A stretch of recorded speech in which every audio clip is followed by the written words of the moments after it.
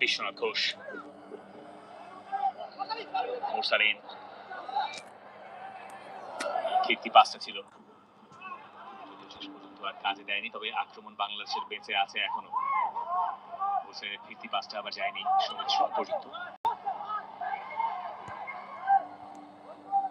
খানিকক্ষণ আগে বিশ্বনাথ, মোরসালিন, সুমন রেজার সেই অ্যাটেম্পটা, সুমন রেজার সেই টাচটার, সেটার প্রশংসা করতে হয়। হামজা চৌধুরী এখনো মাঠে আছেন, সম্ভবত এটা ইনিশিয়াল পরিকল্পনায় বাংলাদেশের ছিল না, তবে ফার্স্ট হাফের ওই 3 গোল বাংলাদেশকে এই পরিকল্পনায় আসতে বোধহয় বাধ্যই করলো একরকম। মোরসালিন,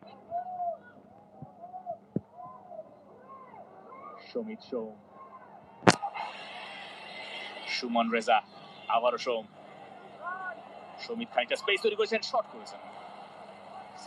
বাংলাদেশের ফার্স্ট অন টার্গেট, যদিও একেবারে সহজ এই প্রতিবারের জন্য। ম্যাচের শুরুতে ফয়সাল আহমেদ ফাহিম, সেকেন্ড হাফে সুমিত, এই দুজনের দুটো অ্যাটেম্পট আমরা দেখলাম অন টার্গেট।